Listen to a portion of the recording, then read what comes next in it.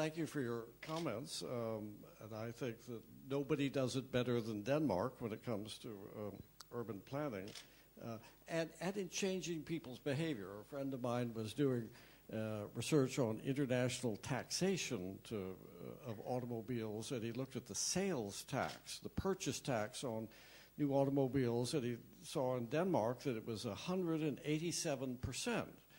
And he thought this must be a misprint. Maybe it was 18.7%. So he called up the Danish Ministry of Finance, and he got somebody who spoke perfect British English, of course, and said, is this true? Is your purchase tax on new cars 187%? And the man said brightly, oh yes, this is what we call our 3-for-1 policy.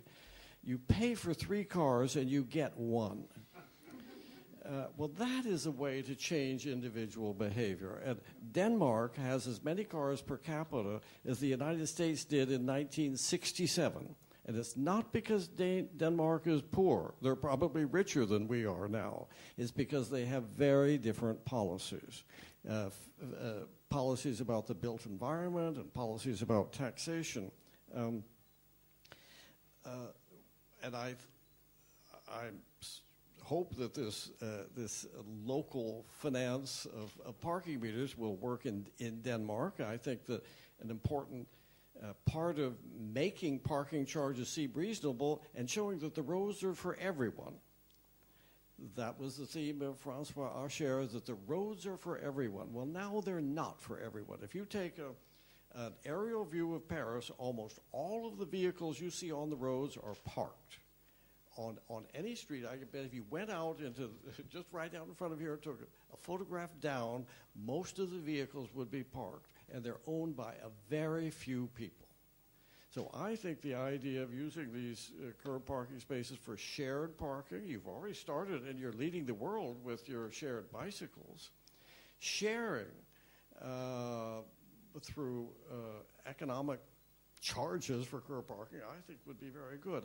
And to make it popular, when we start this scheme of revenue return in the United States, the meters have little stickers saying, turning small change into big changes, or your meter money makes a difference in Pasadena. And then they have pictures of street trees and street furniture. And they tell everybody, posters in the window, this is what your meter money is doing. And often it's meter money paid for by outsiders. It's not the residents who pay. It's not the merchants who pay. It's not a tax. It is a user charge. And I don't think we should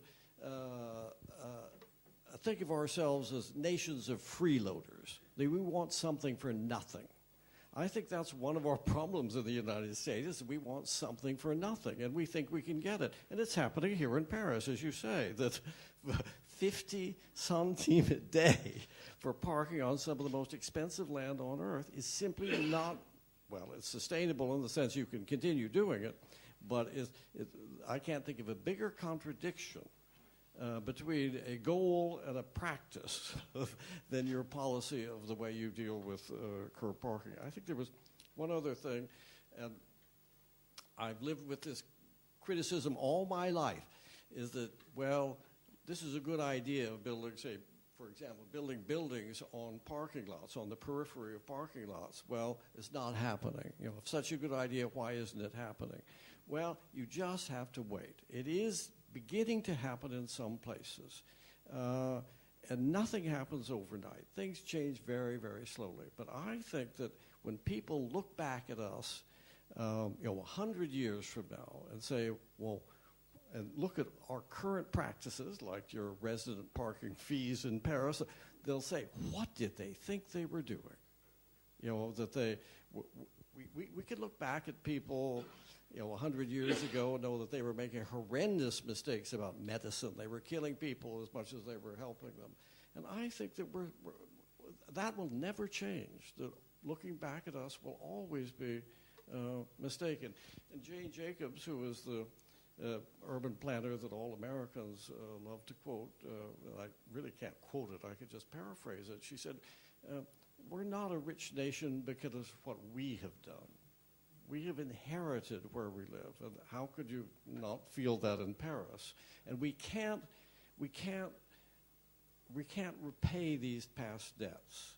All we can do is make gifts to the future.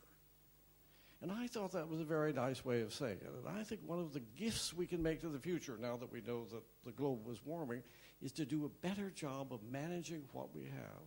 And I think when it comes to roads and parking, we do a terrible job of managing our environment. That I think in almost every country, transportation is messed up big time. You know, it's really the most uniquely mismanaged sector of the economy. With it's more Soviet than it is anything else. The low prices, shortages, waiting in traffic congestion, knowing that we're warming the globe, and knowing it can't last, but we hope it lasts as long as we do. So I think we have, as Jane Jacobs said, great opportunities to make gifts to the future through better management. So I think, getting back to your question, well, why aren't these buildings being built on parking lots? Well, they are. And certainly, I'm on a world parking tour, and I've been speaking in other places, ending up at the World Parking Symposium in the Netherlands. And I went to Arlington, and they have done wonderful jobs of building on parking lots. I think that and I'm sure there are places in France, we have an unintended land reserve for housing and urban development, and that is all the parking lots that people are using for free. What a gift we have is all this land that's assembled, it's ready to go, it's not a brownfields, it's ready to be built on as soon as the municipal authorities will allow it. That's all it takes, is allowing it to happen. And I think the reason it hasn't happened so far is that our urban planners have not understood that we should stop requiring all this off-street parking. Well, thank you for your comments.